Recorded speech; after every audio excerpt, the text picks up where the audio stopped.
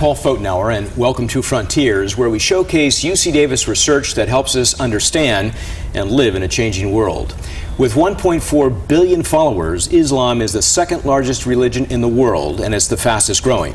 Current events across the Muslim world often puzzle Westerners who don't understand their culture, religion, or laws. Today we're going to talk to two UC Davis scholars who will offer their insights. Madhavi Sunder of the UC Davis School of Law studies the territory where law meets culture. In 2006, she was named a Carnegie Scholar. She's using the award to write a book about how Muslim women around the world are working to reform their religion. She's building on landmark scholarship in which she calls for the law to accommodate reform from within religion and other organizations. Middle East historian Keith David Watenpaugh is an expert on modern Islam, human rights, and peace. He has written extensively and spoken on campuses around the country on issues raised by the U.S.-led invasion and occupation of Iraq. In particular, Professor Watenpaugh addresses the challenges facing Middle Eastern intellectuals and university professionals. He is a frequent visitor to the Middle East, especially Iraq. In June 2003, Professor Watenpaugh led the first and only independent assessment of how the war affected Baghdad's libraries, research centers, and universities. Welcome both of you to Frontiers. Thanks for having us. First question, Professor Watenpaugh, in your new book, Being Modern in the Middle East, you address the central issue of Arabs adapting to the modern world. What is that central issue? The central question is how to be both modern and an Arab. How to achieve the objective category of modern without losing the subjective category of the identity of Arab. And what my book shows and what my research shows is this is not necessarily an easy process of bringing these two things together. Nevertheless, what I'm trying to show is that this is a discussion occurring within the Arab countries, within Muslim countries, about how to become modern without at the same time losing a connection with the past and what makes people have an attachment to place and self and so on. Well, let me ask you this, Professor Sunder. What are some of the issues in human rights that reformers are dealing with?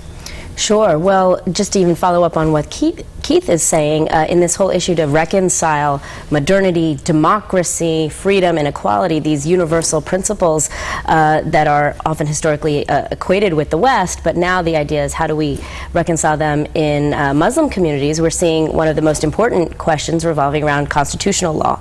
Both Iraq and Afghanistan now have new constitutions that both simultaneously proclaim the countries to be Islamic republics with Islamic law being supreme, yet at the same time, they also embrace human rights law, democracy, freedom, and even equality between the sexes. So one of the most important areas of reform going forward will focus on how can we now reconcile these two principles that are given equal weight in these constitutions. So reform around constitutional law, reform around family law. There's been a wonderful progressive activity in Morocco, and many folks are going to be looking at the new Moroccan family law, which is premised on Islamic law, to see how we might be able to reform family law in Malaysia and elsewhere. And there's also much, not just looking at civil law, but at criminal law itself. Are these laws, these constitutional laws, being embraced in the Arab world? Well, sure. I mean, the Iraqi constitution was passed by popular referendum, so the majority of the people, and I think often when you look at polls around the Muslim world, and even at looking at Muslim communities living within the West, the vast majority of Muslims are interested in being modern, but also not abandoning their faith. So this issue of reconciliation that Keith is also mentioning is really the central issue, and it's got popular appeal. Tell me how this affects Islamic religion. Well, I have argued that it affects our very understanding of not just Islamic religion, but religion itself. Going back to the Enlightenment, the Western understanding of religion is something that we don't think of religion as embodying democracy, as embodying freedom of speech. Religion is handed down to us from above. It's imposed. The leaders tell us what the religion means. But what we're seeing with respect to people's movements, and I argue in particular women's movements around the world, is that women are questioning this conception, this age-old conception of religion, and saying, no, religion is something that we can engage in democratically. We can question certain tenets. We can debate about interpretation. So the very concept of religion itself is really being debated now, and I argue being fundamentally changed. Give me some examples of what women are doing to try to bring these reforms. Well, in Morocco, I mentioned there is a new family law dated 2004. This family law, there was more than a decade-long struggle by women's groups in this country to challenge half-century-old family law that had been put into place in the 1950s in that country that was quite regressive with respect to women's rights. So this law was premised on archaic interpretations of Islamic law. So some examples there: women inherited half as much as men in the family. There was an express statement in the law that men would be the ruling authority within the household. It was very easy for men to obtain divorces very quickly and simply from their wife without having responsibility for taking care of them. So these laws were challenged in more than a decade-long struggle by women's groups. This was a grassroots movement, and in 2004 the law was reformed. It's quite progressive now, and it was reformed in the name of Islam. It's not a secular law in the sense that we might think of just a uniform civil code, but in fact says that Islamic law supports equality between the sexes in the family. Islamic law supports equal inheritance rights for women and men. So this was a really important movement, and in other countries such as Malaysia and Iraq, reformers are looking to see how we may be able to learn from the lessons in Morocco and their code. Could it be a model code? Now, you're an expert in Islamic religion. Is this good for that religion? It depends on who you'd ask, of course. But what's important to emphasize is this is an ongoing debate that's been going on for really the last 200 years within the Muslim world. The first constitution in an Islamic country was the Ottoman Constitution of 1876 that was restored in 1908. All Middle Eastern countries, most Islamic countries, have a constitution that in many ways are sort of drawn from sort of Western notions of constitutionalism, mixed with local traditions and local ideas about family and so on. My sense is that right now we're seeing a real tension developing within Islamic societies over those who grasp reform wholeheartedly and those who are very worried about reform, and that ultimately those who are arguing for reform are not just threatening the unique and dominant interpretations of Islam, but also the dominant cultures and the dominant political structures in these countries. So it's a political struggle, it's a cultural struggle, and it's a religious struggle, but ultimately I see a great deal of energy emerging in the Muslim world in this direction. And I think there's a concern on the part of the Westerners that there should be this separation of church and the mosque, or church and state. Is that the way Muslims feel? Well, the standard interpretation of both even Christianity and Islam is that there shouldn't necessarily be a separation between these two, but it's only secular modernity which has established this disconnection between the religious and the secular within the modern world. My sense is that there are many in the Muslim world who would like to see secular republics emerge, that would want to see a separation of church and state, mosque and state, and so on. And many of these are drawn from the region's ethnic and religious minorities. But there are others who, just like in the United States, would want to see a much bigger role for religious life in public life. And I think that this is a tension that is being worked out. But just like we see in our own country, a conflict between these ideas, that same sort of conflict seems to be inherent to any democratic society. So I would imagine in the future these debates will continue. They're important to watch, but I, like Dr. Sunder, agree that it's very important for those of us who see a value in equality, in protecting the rights of minorities and so on, to support activist groups and intellectuals and so on in developing countries, not just Muslim countries and Arab countries, but around the world, who want to bring these ideas into fruition. And in many ways, as they reform their societies, other things happen at the same time. Increase in education for women, for example. Decrease in sectarian and communal violence.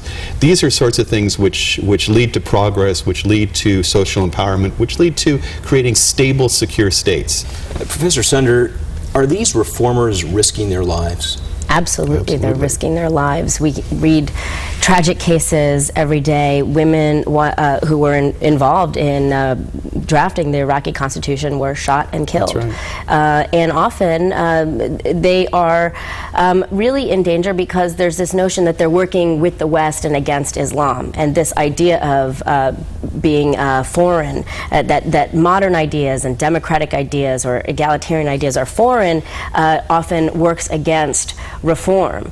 And so they are simultaneously fighting on many different fronts.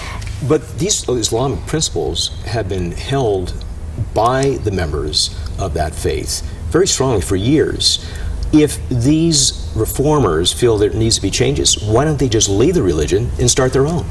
That's absolutely what I'm actually arguing is what most people, you know, whether you're Islamic or Christian or Western in any way, don't really want to do in real life. It's not a very practical option to, I mean, you might have an option to join the Elks Club or quit and leave if you disagree with their policies. But when you're talking about your religious community, your cultural community, your national home, these are not communities that people either practically can leave, but more importantly, they don't want to. These are cultures and religions and faiths that are dear to people. And so there's an important statement that these reformers are making, saying that we don't have to choose one or the other. And this old approach of choosing freedom outside of your religion is no longer acceptable in the 21st century. We want to have both. We want to have democracy and equality, but within the communities that are dear to us. Are the successes coming fast enough?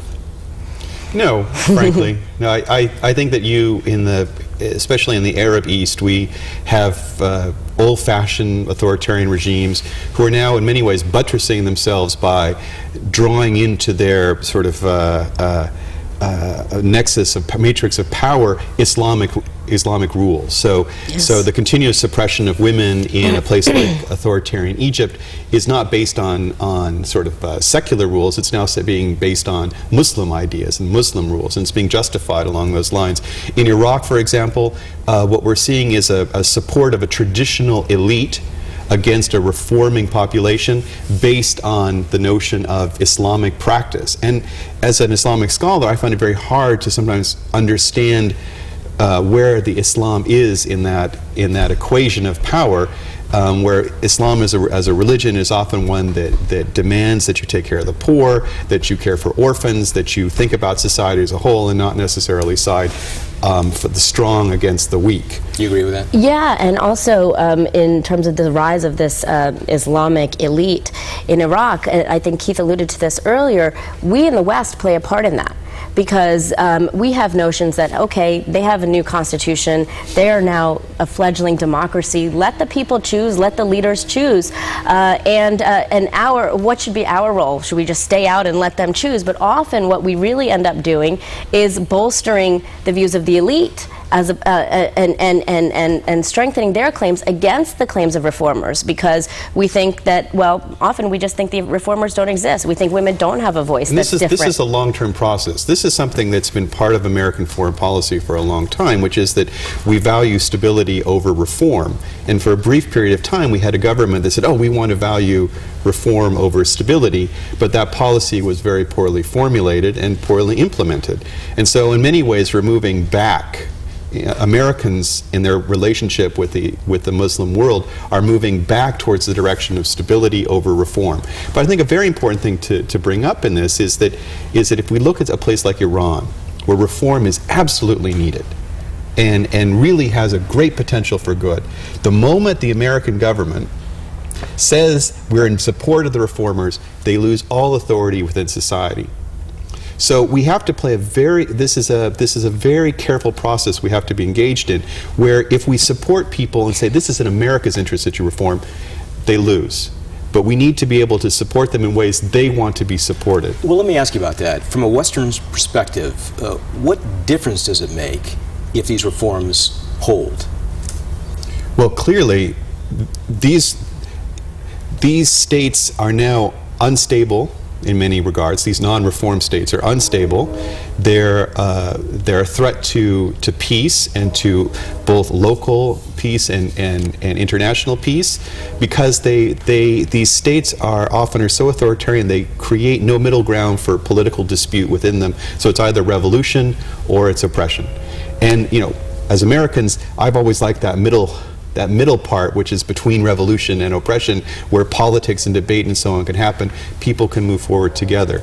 So for us, we want to help these countries develop in a way that allows politics to exist, but those politics don't lead to revolution and violent overthrow, because that's not, it cuts up our oil supply, it requires us to commit men, materiel, and so on to the region, and overall, we lose prestige, and I think that we have to be on the side of reform, or we're going to continue to have the poor relationship with the region that we have now. How have the terrorist attacks since September 11 affected your work? Well, I was just thinking too, an interesting example of this, how does it affect the West when reforms work, or when internal reformers have more of a say? One of the strategies in London now, after the terrorist attacks of last summer, is to work with the Muslim community, fighting extremism together. And really, it's a partnership between the British government and authorities and moderate Muslims, modern Muslims, and in particular, there's a strategy to engage Muslim women in supporting these moderate claims against the rise of fundamentalism and extremism there. So it affects us in these very concrete ways with respect to terrorism. But in terms of, September 11 for me really made my understanding of the relationship between law and religion much more concrete. A week before 9/11, I was talking with a constitutional law colleague of mine about a documentary about the Taliban in Afghanistan, and just how oppressive this regime was, and especially with respect to the rights of women. And my constitutional law colleague and friend, like many lawyers in the United States, replied, well, that's their religion. There's nothing we can do about it. That's the religion. We have to stay out. We just have to accept it. That regime committed some of the most heinous atrocities against its people and women for 5 years or more, without the international community, through human rights law, being able to do anything. 2 months after 9/11, war essentially put an end to that regime, finally. So I asked myself, and I asked the legal community in my subsequent articles, what is it about religion that's created, that's now this shibboleth? It's the area that law cannot enter, that rights cannot enter. We can't have reason. We don't question this area. So September 11 really made it starkly clear to me. War ended the Taliban, but law was helpless. Briefly, how has it affected you? Well, it's affected me because I no longer have to explain why the Middle East is important for people to understand and think about, and also that where I would rather it had not happened, it brought a certain focus to the American public that what's happening over there affects us here, and that there's a role for language study, for learning the history and the culture and society of these regions that is of vital importance to us in the here and now. Well, this has been a fascinating topic, and I appreciate both of you appearing on Frontiers. Thank you. Thank you. And thanks to all of you who joined us for today's discussion. You can learn more about this subject by visiting our website at frontiers.ucdavis.edu. The 9/11 attacks brought sweeping changes in airline security. But after reinforcing cockpit doors and putting armed air marshals on flights, security officials and airlines now have a new challenge: how to stop explosives or dangerous chemicals from being smuggled onto aircraft, disguised as harmless liquids or gels. And passengers are wondering if and when they can bring a bottle of water, a tube of toothpaste, or moisturizing cream from home. Well, technology has some answers, and from an unexpected direction, the world of high-end wine. Matt Augustine is a UC Davis professor of chemistry who works on nuclear magnetic resonance, or NMR, a technique for looking at the chemical composition of fluids without touching them. In 2002, Augustine and his students built a machine to scan bottles of expensive wine for spoilage without opening them. That machine has since gone into commercial use. He says the same technique could be used for checking passenger items for explosives. Matt, welcome to Frontiers. Thank you for inviting me, Paul. Matt, first question. We've heard a lot about it, but what is it? And that's magnetic resonance. Well, magnetic resonance is a technique that uses the absorption of radio frequency waves in a magnetic field to determine the identity of a chemical compound. So, for example, the response that you would measure would be able to tell you the difference between the major components in wine. You would get one response for water, a different response for the ethyl alcohol, and if the wine is bad, you would get a third response for the major spoilage contaminants, acetic acid or acetaldehyde. So was there enough spoilage problems in the wine industry where they said, Matt, come up with something? Oh, no, absolutely not. I got into this particular project, it was really an accident. One of my graduate students was doing a project that involved laser spectroscopy, the absorption and emission of light to understand chemical structure.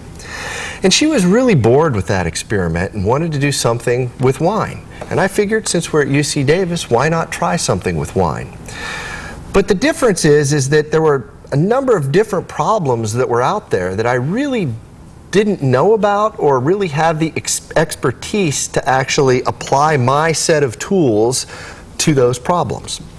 And so eventually we stumbled upon a problem that was the spoilage of wine due to leaky corks.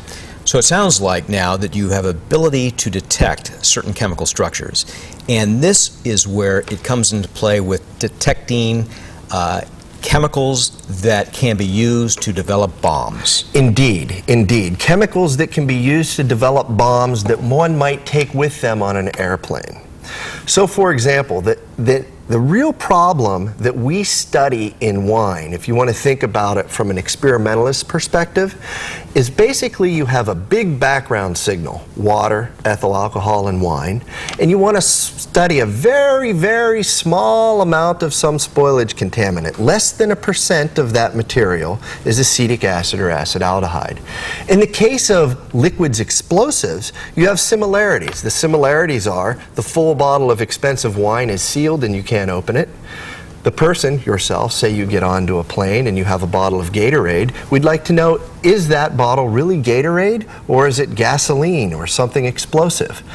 The basic idea is the same. You use the method that we've developed for wines to look at the sealed bottle of Gatorade in this example to determine whether or not the sample is legal or illegal. Expensive equipment? Lots of equipment needed at airports to do that? Well, it depends. There's two ways to answer that question. Yes, expensive equipment. Yes, a lot of equipment compared to, say, for example, an iPod, right? But not a lot of equipment in comparison to the type of instrumentation that you would need to, say, do full-body magnetic resonance imaging, to take a picture of your body using a similar technique. So how long would it take to scan a bottle of water, or even a bottle of wine for that matter? Currently, we can detect oxidation contaminants in a fine bottle of wine in about 7.5 minutes. But that's 1% of the volume of the wine. In the case where you have explosives, if you really want to do damage to an airplane, you're going to need a large volume, typically, of some sort of flammable compound. That's typically going to be a pure compound, not a 1% of a compound in a wine bottle. This pure compound is going to be easy for us to detect. I imagine less than a minute. Could this system have been successful by terrorists to pull this off? Well, the system, the plot that the terrorists actually had, to my understanding, was that they had flammable compounds that they were going to mix together to make a very explosive solid substance. And that solid substance they were going to then detonate with an electrical discharge from a cellular telephone. Now, in order for most solid substances that are explosives to actually be explosive, they have to be dry. And it takes time for compounds to dry. Whether or not this particular explosive would have been dry by the time they left Heathrow and arrived at JFK or wherever in the United States, I don't know. So roughly, how long does it take for these liquids to come into a solid? Does it take hours? Well, it depends on the type of chemistry. This particular chemistry would probably be roughly, minutes. Ingenious idea? Actually, it turns out when this story was released, one of the undergraduates in my lab said that he actually has made the explosive before. And, well, he has sort of a hobby of making his own fireworks at the 4th of July, and he says it's trivial. And it is trivial. And I've talked to people at Homeland Security that have mentioned that this is an easy type of chemistry to accomplish. You need acetone, which you can get from fingernail polish. You can get ethanol from gasoline if you need that. You can get hydrogen peroxide at the grocery store. The different building block substances are commercially available. And how do you trigger it? In this case, as I mentioned before, you would have to use an electric discharge, and that's what the terrorists were planning on doing, at least to my understanding. And that electrical discharge was going to come from a cellular telephone. Do you think they would have been successful? I doubt they would have been successful, but that really isn't the point. I mean, terrorism is successful, really, if people are afraid. And unfortunately, that's the case here. Have you been in contact, or has Homeland Security been in contact with you or the FBI about this process? Not directly. It turns out that one of my partners in this wine company that I'm involved with testified in front of the 9/11 Commission. And he's actually involved, he's a Homeland Security consultant, and he's been in touch with these people in Homeland Security, FBI, and Defense. Would it take airport scanners a lot of understanding of how these machines work in order to catch an explosive, a liquid explosive? You might imagine at the outset, in the case of the type of equipment that I'm describing, if you've ever had a magnetic resonance image taken at a hospital, for example, there's certain technicians that are experts in how to operate that equipment. The same is true in my laboratory here at UC Davis. My graduate students are well trained in the various aspects in how to run the instrumentation, and you might imagine that they would be experts and uniquely qualified. Now, to answer your question, at the wine scanning company, I've trained essentially a computer technician to run the instrument. He doesn't know anything about the physics or the quantum mechanics behind the magnetic resonance method. What he does know is essentially red light, green light. When he sees a certain response, he knows the wines are bad. When he sees another response, or if he doesn't see that response, he knows the wine is good. And that's the same sort of level of expertise I believe that they have at the airports right now, where they look at bombs with the swipe method.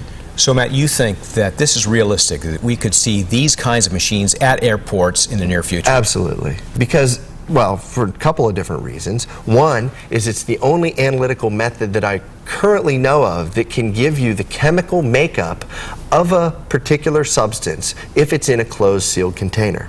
For example, if you shine a laser or light on a sealed container, that's going to, the light, you're going to have difficulty getting the light out of the container. Do I think that it can be implemented at airports? Absolutely, because right now, as I said, we can look at a wine bottle in 7.5 minutes, and that's a 1% of the substance type level. Here we're talking about pure substances, and I believe we can get it less than 3 minutes, maybe even a minute. Matt, this has been fascinating. Appreciate your time. Thank you for appearing on Frontiers. Thank you very much for the invitation. And thanks to all of you who joined us for today's discussion. You can learn more about this subject by visiting our website at frontiers.ucdavis.edu.